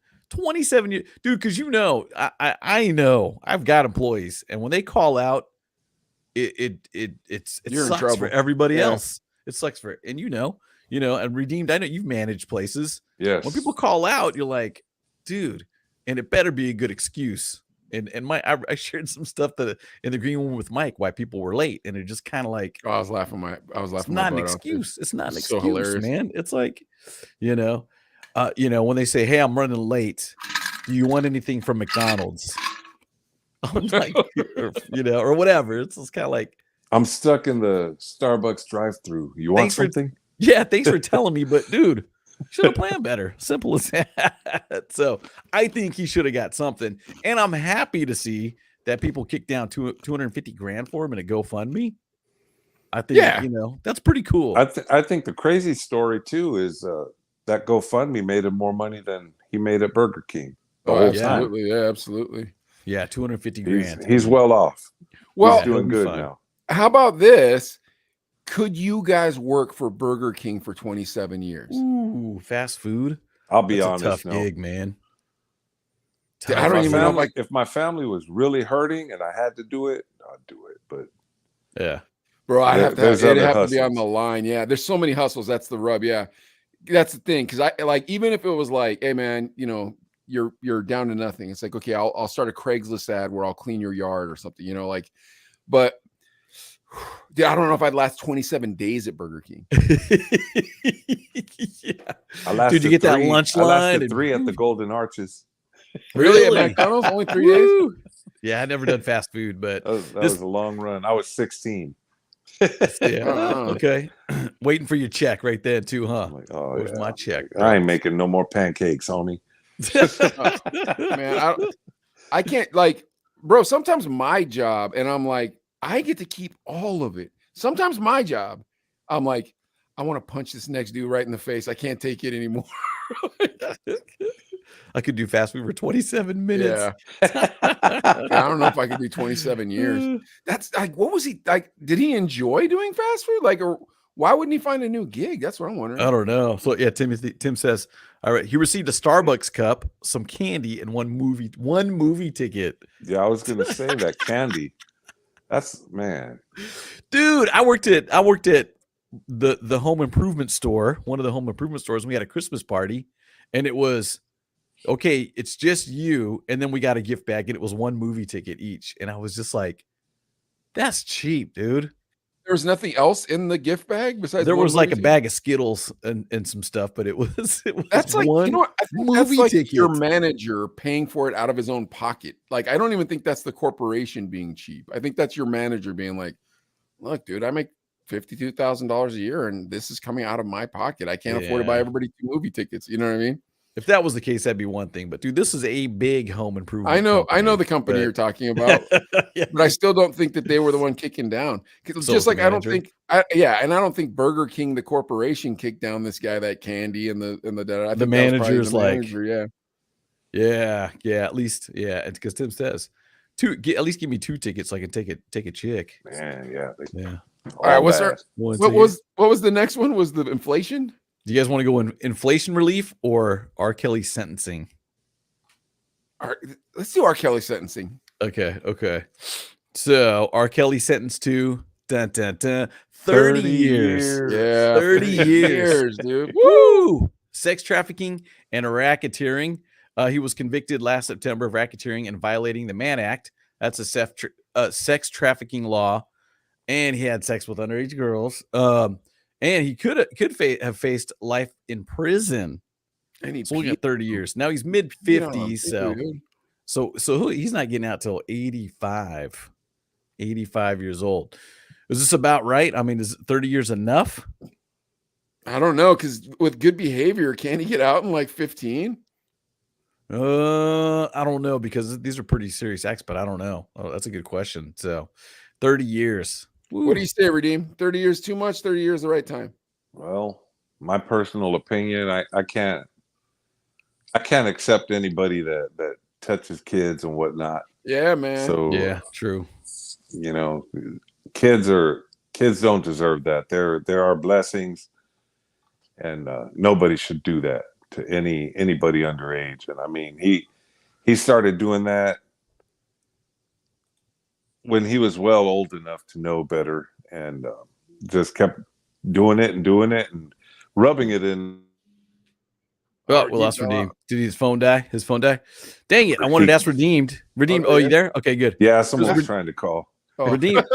Oh, okay. The real question is, do we still play his music? Yeah, I was wondering that too. Well, I now ask my customers, are we okay? Because "Step in the Name of Love" is a universal jam. I know. wedding song. Clever, what up, man? DJ Clever. What up, Clever? Good to see you, man. Yeah.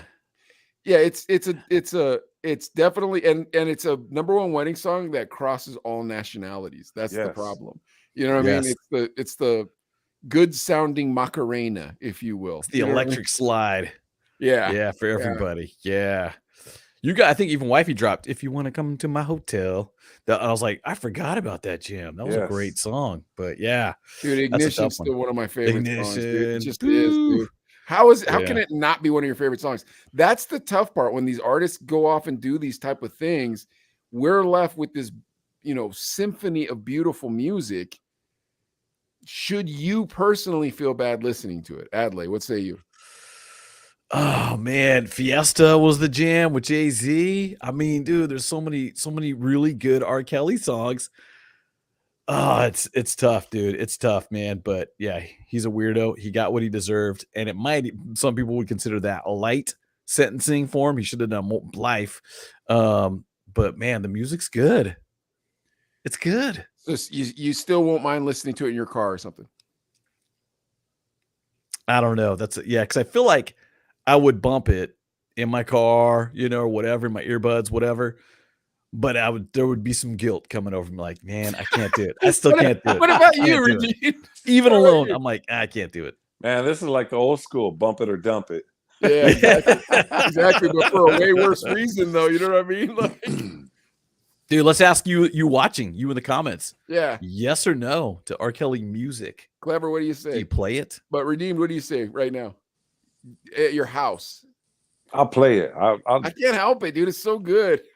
Yeah. I'll throw it on one of my radio shows. I ain't Clever. I still play it. Can I get a boop boop? Yep. Rick, dump it. Oh no. Dump it. I don't know. Hands through my fro. Or not. Dump it or not. You gotta pick one or the other. But yeah, dude. Well, when a woman's fed up. Oh yeah, I forgot about that one, bro. Gosh, dude. I forgot about that one. I'm gonna have to listen to that one tonight, dude. I can't help it. Don't forget the Heartbreaker. I wish. Oh yeah, dude. Oh my God. I Believe I Can Fly. Yeah, that's a good song too. I mean, that's another one. Stuck in the closet. Skeeter. Only one song. I wish, but not often at all. That's and say you're on a road trip with the homies too, 4 or 5 deep. Do you pop that in and sing along? And people like, I don't know, dude. I don't know. That'd be a tough one. Or do you sing along in the car because you're in the car? I can't help it, bro. I don't care. His music is too good. Mike, his music doesn't. It's not like his music's gonna soothsay me into kidnapping women and peeing on them, dude. I don't think so. At least, you know what I mean. I mean, without consent. I hope it doesn't. Wouldn't that be nuts though if you found out that that's what it was? You're like, why has society gone so crazy? Your brain just triggers. It's like we can't figure out why society's gone so bad in the past several years. Must urinate. Turns out it was all R. Kelly's fault. It's like, hey guys, guess what? Yeah, as soon as we turned off the R. Kelly, like, because all of us started feeling guilty, like, all right, we're not listening to R. Kelly anymore. Then everybody started acting normal again. It's like, oh no, that is wrong. Oh no, it doesn't matter. All this stuff. Like, we shouldn't argue if we're different political parties. I'll be like, R. Kelly, man, you clearly are the devil. Sorry, bro. You're gonna be there for a long time. All right, Mike. Next time when you come out to Cali, Redeemed, we'll all head out to karaoke and Nah, just do bro, all you know R. what? Kelly. Seriously, this is a goal of mine, Redeemed. One day I want to come out to LA or to Bakes and bring the guys from my shop, right? And rent out Manuel G's place, get 5 local DJs, have me and Adley host, and have like a Afro Man or a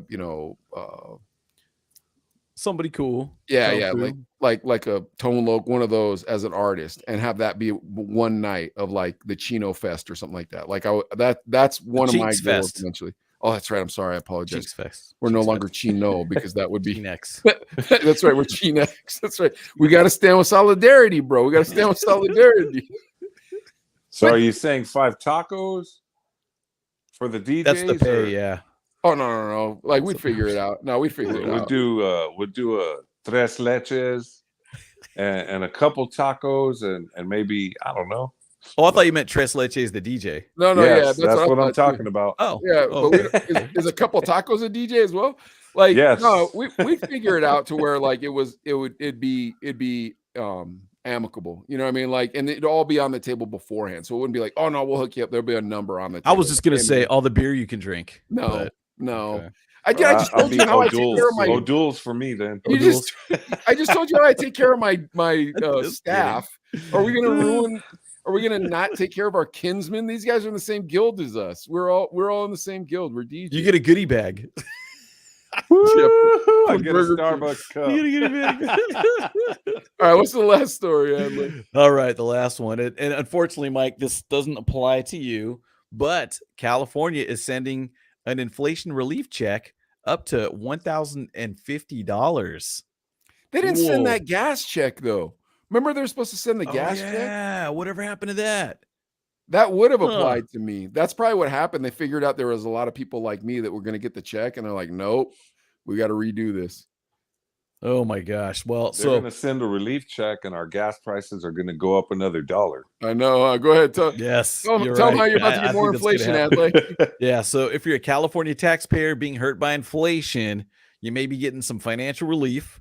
The state is sending 23 million residents inflation relief checks for that $1,050 this fall to help ease the financial burden that it's the highest inflation in 40 years. And Newsom said California's budget addresses the state's most pressing needs and prioritizes getting dollars back into the pockets of millions of Californians who are grappling with global inflation and rising prices of everything from gas to groceries. I got to ask, how long is that extra $1,000 going to last you? I got to add this. If we're not going to get it till fall, they want us all to be pushing these shopping carts around the streets first. Yeah, that's 3 months away. $1,000 once? You're not getting $1,000 a month? $1,000 one time. It's a one time. Yeah. Oh, that's not doing a lot. That's not, bro. Everything's so expensive right now. Like, so my son went to this place called Kennywood out here in Pittsburgh. We have an amusement park called Kennywood. It's like Knott's Berry Farm. So he went with this school. They were like, hey, if you guys show up to school for the last month of school, everybody goes to Kennywood. It's $30 instead of $70. So everybody went, but my daughter didn't get to go. So I was like, okay, well, let me try to find a hotel out near one of these little podunk towns in Pennsylvania. It has like one of these little tiny amusement parks, and we'll go out. I went to Altoona, Pennsylvania. It was $205 a night for a hotel. I was like, maybe we'll just go to Youngstown. The hotel I usually pay $100 for was $375. Like, I don't understand who's paying this kind of money for starters. So in my mind, I was like, this is more than I pay in LA. This is more than I pay in New York. Let me see what it is to stay in Manhattan right now. Do you guys want to take a guess? Double that. What's your guess, Redeemed, in dollar amount? Six bills. I'm saying 5 or 6. 750. 750. 750, dude. And the last time I was in New York, and granted, that was probably like 6 years ago, maybe 5 years ago, it was $150 a night. I stayed in Flushing, Queens. Like, yeah. Oh, yeah. I remember going out there, but gosh, this is probably '08 for one of those music conferences or whatever. And it was like a couple $100. And we're just like, oh my gosh, that's so much money. Yeah, but you were probably in Uptown or some expensive place. Like I'm not staying in some expensive. I'll stay in fancy New Jersey. But Okay. but my point in saying it isn't to say that the East Coast is expensive. It's to say everything is expensive. Like Yeah. what's our options here? Like other than raising interest rates and going into a recession, do you see any other option? What do you think? This is what I think about with $1,050. How much Dogecoin can I buy? Oh, he's just kidding. I'm kidding. Cade's right here. Cade, you want to come over? Redeem, what do you? Cade's being shy. What do you? What is inflation affecting your guys' What, business? buddy? We're on. We actually have raised our prices. We had to, due to gas being more expensive and everything. You know, we've raised our prices, and but it has affected us. Everybody's felt the impact. I don't care if you make minimum wage or you're making $200 an hour, you're still feeling it. Yeah. You know, I've always said the more you make, the more they take, meaning our taxes. I have friends that work in the oil fields, and I've seen them go from big diesel 4x4 trucks to Hondas. Yeah. Like, wow, this is outrageous. Johnny checking in too. Walmart going to run out of TVs again when everyone gets that What up, Johnny? $1,050. Yeah. Because I mean, dude, with $1,000 again, you know, when you get that lump of money, I mean, I don't know. It's not a huge amount, but it's a decent size amount where, you know, you could blow it in a weekend at Pismo Beach or something or whatever. You know what I'm saying? Everybody going to be rocking them new Yeezys. Yeah. Yeah. Or you don't need. Or Louis Vuitton bag. Last time Oh. they put out the stimulus, Louis Vuitton lowered the price of their bag to the amount of the stimulus. Like they knew everybody was going to get $1,200, so they lowered. They had a $1,500 purse, and they lowered it to $1,200. Wow. Yeah. That's the thing. It's like, bro, you're not supposed to have that Louis Vuitton bag. Like you're just not. Like, I'm sorry, rich people are supposed to have that. You're supposed to take that $1,000 and put it somewhere where it either grows interest or saves you from having to use your credit card. You know, but that's not what happens. With I need new rims though. That's exactly how it goes. Yeah, my 97 Accord, man, needs new rims. Inkies, bro. Serious. I need some Inkies. I need some D's. Can't be rocking these Kragers no more, bro. My Altima needs a new system. That's right. That's right. Wait, thanks Newsom, and you've got my vote. Well, here's the thing. So, and why do you think it's coming out in the fall? Why do you think the money's coming out right in the fall? before Right before election time? Huh? Never fails. DJ Swift, what up, Porterville? Swift, what up, man? What's up, the homie? All right. So when you had to raise your price, Redeem, did it kind of bother you a little bit? Or like, oh man, I really don't want to do this, but we got to. Was it like that? Yeah, we kind of cringed because a lot of people that come to us, they're repeat customers. And, you know, having to explain, you know, times have changed, gas is expensive, food's expensive. Did you have some catering too, huh? Well, we have caterers that work with us. Okay. And sometimes we'll just make a whole package. Redeemed, what you got to do is in the fall, have a DJ special for $1,050. Yes, weddings. You know? I'll do weddings for $1,050. There's not a lot in the fall though. That's the thing. You got to do the back to school special. Start getting some corporate Christmas stuff, maybe or something. I don't know. What do we got? Halloween, maybe. Halloween. I love Halloween, so I'll definitely do it for $1,050. Our vendors over here, they haven't raised our prices yet.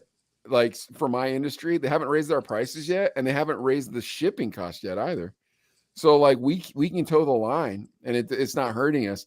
And we keep telling people, oh yeah, we're fighting for you, blah blah. But in real life, our vendors haven't raised our price. So it's been real nice. Yeah, it's real nice, dude. Because I'm with Redeemed. You don't want to raise your price, dude. Right. When you raise your price, like you feel like you're robbing them, but you know you have to. You know, it's like I know I have to do this, but I still feel like I'm robbing you. You know, it's $75 and all the beer I can drink. Instead of new $50. prices. Instead of $50. I'm splitting this night with tres leches. Yeah. And we need 10 pictures That's right. and $80, so we get 40 each. And 14 chicken wings, so we can have 7 each. Seven, You lucky better 70. believe it. But yeah, so what, like, well, and I think the next thing that bothers me is that every politician passes the buck to the next person. So it's, you see Right. how it's hard to not talk about politics, Redeem? Because like come on, man, stop passing the buck. I'm done with like, and I don't, and it makes me even more mad when they're like, oh, but inflation's good for you. I'm like, do you really think I'm that stupid? Like, how dumb do I look to you that you think inflation's good for me? Money in my bank is good for me, and this inflation keeps taking it from me. Yep. I saw this discussion online. You know, everyone in America blames the president. And this person stood up and said, why are you blaming our president when gas in Canada is $10 a gallon? Huh. I said, oh, that's a good point. That's a valid point.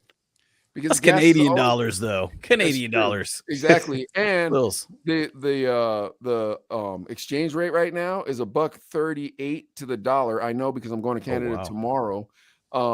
So it's $1.38 to the dollar. It's not that exotic. So it's not that big of a difference, though. Yeah, $1.38 to the buck. No, it is dude. Trust me, it's a giant difference. You never 38 realize cents, it. Yeah. Dude, you never realize it till you're buying sneakers, and you're like, okay, cool, man. These are dope sneaks. How much are these sneakers? They're $110. Like, man, I'd like to spend $65 on sneakers, but I'll do it, dude. I was in this Chinese bootleg sneaker shop in Canada, bro. It was so dope, man. I was so happy. Like, you never seen somebody as happy as I was, bro. I bought these shell toes. I never seen these shell toes a day in my life. I paid $35 for them, right? There's this Chinese dude and this black dude. They were standing in the corner. They were talking, right? And you don't see a lot of black people in Canada. And that was a Chinese neighborhood because we're in the Chinese mall, which also had the bootleg Chinese shoes. But anyway, so I saw the two of them talking. So I thought they were American. So I'm like, hey, man, are you guys American? And the black dude looked at me and goes, no, hey, we're Canadian. I'm like, if I would have heard your voice, I would have known you weren't American. But I didn't say that to him. I didn't need, I needed help, right? So I showed him these sneakers. I said, hey, man, I got to ask you guys this. Are these real or are they bootleg? And they looked at me and they go, if you can't tell, does it really matter? And I was like, okay, man, I'm good with that. But my point in telling you is this. They're $110 American or Canadian, right? But bro, I spent like $72 on them. But did they have 2 stripes or 3? They had 3.5. But I thought that was their new thing. Yeah. Nah, bro, I'm telling you, their bootlegs were magnificent. I was so happy. Nice. And I don't know if I'm going to make it up this trip because my wife's family's half Canadian. My wife is half Canadian, so her family's Canadian. So we go up to Canada. But I don't think I'm gonna make it back to the Pacific Mall on this trip. But bro, I'm telling you, if you guys ever make your way up to Toronto, go to the Pacific Mall. You will feel like you are in Shenzhen, China, and all your bootleg dreams come true, dude. I'm telling you, like bootleg Game Boys, bootleg, like you know how like you go on YouTube, you look at bootleg stuff, you're like, man, where do they find all this bootleg stuff? That'd be so dope if I could find that bootleg stuff, bro. It's like you are in Shenzhen when you go to this mall. So when I get my inflation relief check of $1,050, hit up that spot. Pacific Mall. You Pacific two are Mall, telling okay, me you don't think that the entire bootleg mall is interesting? Dude, yeah. I love bootlegs. They got fake Yeezys? They do. They do. Man, I'm here's telling what- you, I live on the east side. I'll go up there and invest in some Psyches and bring them out here and sell them. Exactly. Bro, but here's the trick though. Oh, I'm a Mercado Latino, bro. Yes. You Yeah. can't ask them. You can't ask them where they're at. I found that out the hard way. Like as soon as I showed up, I started asking, and everybody there's Chinese. They all speak like fluent, like they barely speak English. And like, so, but immediately I'm like, hey, where can I get my bootleg Yeezys at? All of them clammed up, bro. They must have thought I was a cop. All of them clammed. None of them gave me the juice, bro. And dude, that mall is giant. I walked around that mall. It felt like almost a whole day till I found the bootleg sneaker shop. And I was angry that they didn't point it out to me. But I got my sneakers. What else do they sell? Everything? Dude, let your bootleg imagination run, friend. Electric mopeds. You know what I mean? Like all the bootleggy of bootleggiest things, bro. Little like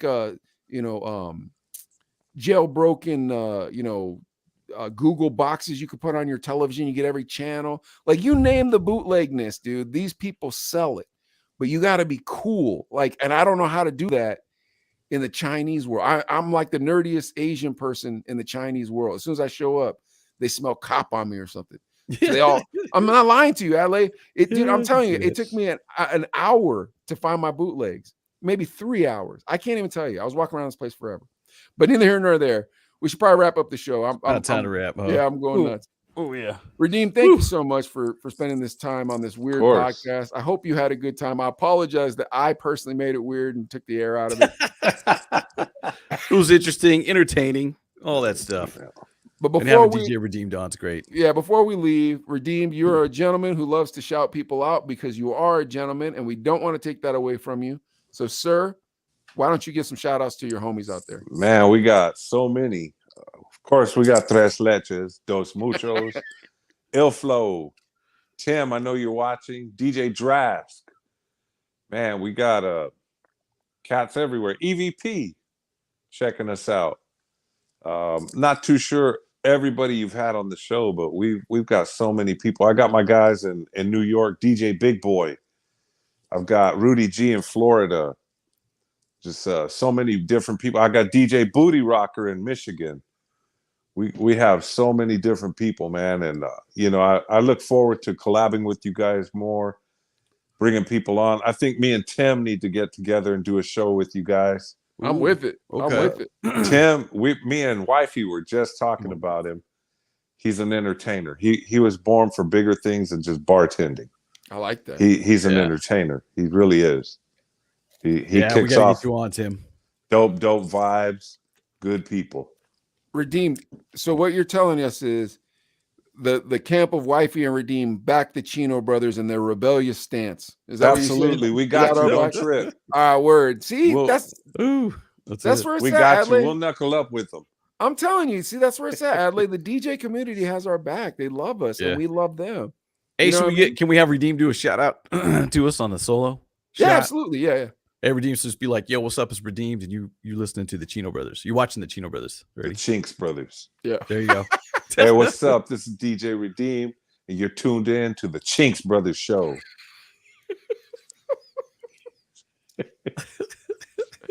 Oh, people are gonna think that's so racist. I'm probably gonna cut that part out and just use the front part. Like, yo, what's up? This DJ. Hey, do one with Chino Brothers. Like, it's Chino Brothers, right? Yeah. Oh, I mean the Chino Brothers. There you go. That works. Well, no, because then if anybody's like, why would he do that? I'll just be like, look, man, you're not supposed to be making up some words like Latin X. So to make fun of that, we called ourselves the Chin X instead of the Chino, and he was just going with the joke. But regardless of all of it, we're gonna wrap up here. I want to. I just got set up on this whole show, huh? Yep. No. We're gonna wrap up here, but I want to start a tradition that we'd already done and we kind of got away from, and that's one last thing as we're closing the music game. Adley, you want to start it off? What record do we have to play, and what's the occasion? What's the reason we're playing it? Go ahead. What's the record? What's the occasion? So in other words, you know how you're like, all right, if you got to get the party cracking, what's the record you're gonna play? Give us one of those. But like this party's dying. I need a jam right now. Sure. Like that? You know how we did that with other DJs where we go, what's the record you play to get the party cracking? What's the last song you play at the end of the night? Do you remember how we used to do that, or do you not remember how we used to do that? I remember that. I'm thinking. Do you have one chambered up? I don't. Redeem. Okay. Here we go. If you just train wrecked, everybody walked off, and you're like, oh man, I'm going to have diarrhea tonight if I don't get these people to dance again. What's the one song you're going to play to bring them back? MC Breed. Oh, you already had one. MC Breed. Ain't no future. In the front. Ain't no future in your front. Oh, that's right, man. That's good. Okay, you leave it up to me, I'll paint the White House black. Yep. He was like the original rebel. Like he was the original, like, guess what? I'm gonna play what I want. That's I never got caught with the kilo. That's right. Great sample too. That song tonight too. Great sample. You know what Wifey said when we asked her that question? I remember. I did. Go ahead, Adley. Wasn't it Ain't No Fun? Exactly what it was. Ain't No Fun. That's a great one. I love teasing her when we're out at a party or whatever. She'll put something on and I just go, girl, you nasty. Oh yeah. I would love to just sit and listen to Redeemed and Wifey play records against each other, just to be like, all right, Oh, old that'd be school hip hop, fun. and they only get one record, and then and watch Redeem's face, just but it has to be vinyl, right? It's just I got it, and have them both try to beat each other and just get to listen to that music. Could you imagine what that music would sound like? That'd be fun. Oh, That'd it'd be fun. phenomenal. Oh, All my right, come on, gosh. man. I've been stalling for you, Adley. What do you I got? will do one song I was thinking about too, and this might be for a select crowd, but one song that I love not only to dance to but sing was the Loonies. I Got 5 on it, and I feel like that people is be a like, good one. "Oh yeah, Oh, that's a great one." Because back then marijuana was illegal, and it's just a trip to listen to. And be like, "Oh man, that's crazy to think about that too." And they're not known for their marijuana like Cypress Hill or whatever. But that I Got 5 on it was all about smoking. So yeah. But both of those have like those intros, like those really distinct intros that if you're going into it, people will hear it and be like, you know what I mean? So you've got that doom doom boom boom boom. Yeah. I'm gonna play that for you tomorrow night, Tim.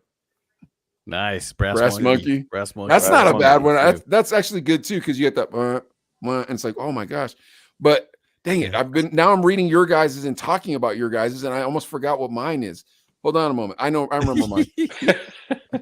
Mine would be "Keep the Heads Ringing" by Dr. Dre. Nice. Yes. Yeah. That's a good. Yeah, there's a couple Dre's, and we'll save them for the next time. All right, now what's your closing of the night song? Redeemed. Go ahead. Just a Friend, Biz Marquee. Nice. Dude, Yeah. you're going dirty. That's great. I love it. Though. That's really good. That is really good. Yeah. Believe me, I get everybody to sing it at the end of the night. Oh yeah, of course. Yeah.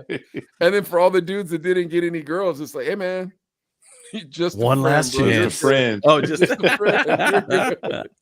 Yeah. Ooh. What do you got for us, Adley? That's a hard one to follow. I can't remember if I've said this one or not before, but I feel like, and this is not for the dudes that didn't hook up, but Genuine Pony. Yeah, you did say that one, but that is a good one. I? Because even the girls that are still chicks and hanging out, whatever, they're still gonna dance to it too. So at least the dudes that didn't hook up still got something to watch for 3 minutes. If you weren't paying attention and it's already getting to 2 a.m. and you just had to grab something, I'd play End of the Road, but that would be a dud for this game because you guys are coming up with some good ones. So now I've got to really dig into my nugget here and try to figure out where I'm going. End of the Road's a good sing along, but it's kind of depressing too. I know, that's why it would be a dud. I mean, that's a hey, guess what? You don't really know how to DJ song that you played. You know what I mean? Like, you know what I mean? Like, hey, guess what? Congratulations, you understood how Serato works. Song that you played. You know what I'm saying? You know I'm not lying. Y'all wouldn't be laughing if I was lying. Fudge, bro. I guess I'm just gonna go back to what we actually did.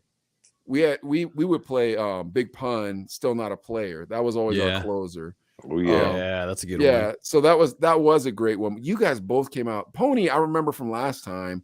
But don't you dog me, Fat Boys? Ooh, that'd be pretty fun. That'd be funny, but because it's the last dance, dude. Don't you dog me? Like you just walk up on any girl. But you gotta walk up on a smoke show, right? Like the most beautiful woman in there. Just like Kim Kardashian. You look like a jerk. You're just walking up. Nah, man, you're the Fat Boys. You ain't got no time for this. Wait, who put that one up? Rick the Rebel. Rick, yeah. Rick the Rebel. Thanks for hooking up every dude in Bakersfield. Because all the ugly dudes in Bakersfield, once he puts that "Don't You Dog Me" on, they're gonna walk right out. Don't you dog me? Nope, as if they did that right. Don't you dog me? And then that smoking hot girl goes, woo, woo, woo, woo. And they're like, oh, bro, it's fine. I made a marriage tonight. Y'all can have ugly babies. I'll see you later. All right, guys. Where are we following Redeemed at? Where can they find you on the internet, sir? Well, golly, of course on I'll say IG because Facebook always locks me up.